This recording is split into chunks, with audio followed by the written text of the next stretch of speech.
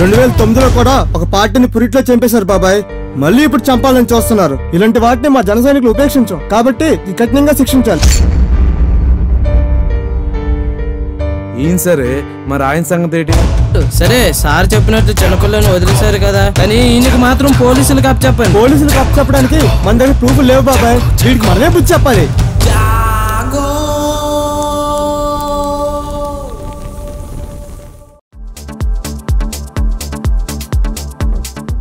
Please subscribe New Waves. ఇలాంటి మరిన్ని మంచి వీడియోలు కావాలని కోరుకుంటున్నారా? అయితే పక్కనే ఉన్న గంట సింబల్ను క్లిక్ చేయండి. అలాగే సబ్స్క్రైబ్ చేయండి.